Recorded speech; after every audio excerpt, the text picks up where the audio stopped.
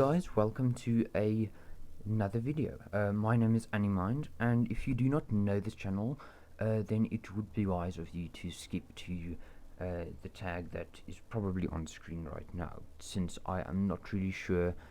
Yeah, this start of the video will be specific to viewers who know this channel and have seen prior videos. Now, if you are one of those viewers, you might know that I have been on another hiatus where I haven't really made any videos at all. But as you can see with these lovely images I'm showing you right now, I am still drawing quite a bit. I have been making a bunch of art, and I have been working on my storyline. And in this hiatus where I literally did not look at my YouTube studio at all. I had quite a bit of spikes every now and again, but I obviously never saw them because I deleted the app from my phone and my tablet, so I was not notified, which I'm actually happy about, because I did not want to get distracted from school. I will probably be stop making videos again at the end of the holiday, as I want to focus on school, but in the next few weeks, which is our holiday, I will just be making videos, which I hope you guys will enjoy, because yeah, I want to make more videos, but not pressure myself and then be disappointed because I did not reach the amount of videos, or because I suddenly stopped because of burnout or anything. I'm just having a really short and simple deadline. In the next 2 weeks I'm going to stop again, and yeah, I just want to make some fun videos. Now, yeah, that is my basic introduction for viewers who are long-time followers of the channel. Now back to the actual, video.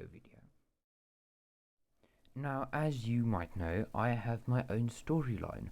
In fact, that is what most, if not all, of my art is about. My own little universe in which I create characters and monsters and creatures and societies, things that I find interesting, that I just convert into my own adaptations of those things.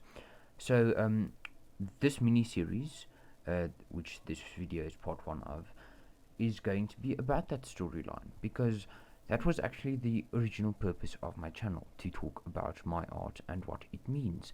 And since most of my art is about my storyline, my videos should be about my storyline too, because that is what my art is about.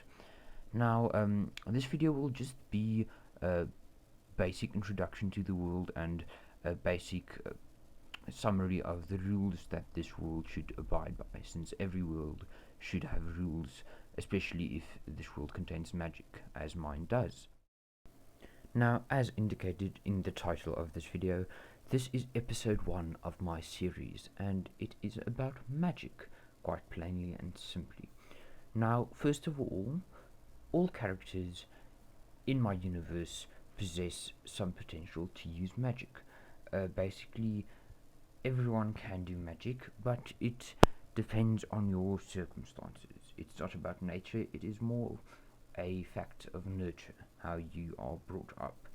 Now, all humans possess immense amounts of magical power, but the problem with them is they do not know how to use it. So over generations, this magical energy is passed on, and it just increases over time without being used at all. That is why humans are great storage units for magic, because they contain a lot of this stuff, and you can easily extract it from them through using salt. Yes, salt, or most other metals can also be used if they are used properly by a person who knows how to practice magic. Now, if you are a person who uses magic, a creature, a human, a anthropomorphic creature, which is like a human creature but isn't a human, but is not entirely animal, then you will be assigned a curse or a blessing. Now, what these are, they are basically, there are 8 of them, 4 curses and 4 blessings, and if you start using magic, then you are assigned one based on what your virtues are. based on the kind of person you are, your surroundings, based on the kind of magic you practice. If you practice darker magic, you will get a curse. If you practice more good, more virtuous magic, you'll be given a blessing. Now, this blessing or curse will be with you for the rest of your life. Even if you stop practicing magic, even if you change your personality, and even if you start using good magic and you used to practice dark magic, the curse or virtue you were assigned at birth or as soon as you started using magic will be the blessing or curse that you have for the rest of your life. There is only one way that you can change this, and that is by requesting it from the, not God, but yes, technically the god Jinn, which is basically a genie kind of deity which can grant you any wish as well as changing your blessing or curse. But he does not usually give people their wishes because each person only has 3 wishes, and he also is not a very nice person, so he doesn't necessarily allow them to use their 3 wishes. So, and he lives above all humans, along with the one above all, which is like an eye creature, which I have not even started designing, and also with Death, who is a much more charismatic and compassionate character. Now, our main character, Victoria, actually does change her curse to another curse, from the curse of love or the curse of passion to the curse of immortality, because she wants to live forever. But of course she will later regret that. But yeah, those are the symbols you are assigned at birth. Now, I am aware that I just called the curse of immortality a curse. It is technically a blessing, but in the case of our character, since she still practices a teensy bit of dark magic, she sort of got the blessing of everlasting life, of eternity, and then because she practiced dark magic, the blessing sort of converted into a curse while still technically possessing the original properties. So it was kind of like a cosmic compromise of sorts. Now, as I said, there are 4 curses, and each of these curses are represented by a card symbol, like a playing card symbol, with, of course, the curse of passion being represented by a heart, the curse of pain being represented by a spade, the curse of knowledge being represented by a diamond or an eye with a diamond inside of it, either way a diamond, and the curse of content being, or the curse of guilt rather, being represented by a clover. Now, these symbols are fully fleshed out for the curses, but the blessings, so far the only blessing that I have developed along with its symbol is the blessing of eternity with the infinity symbol.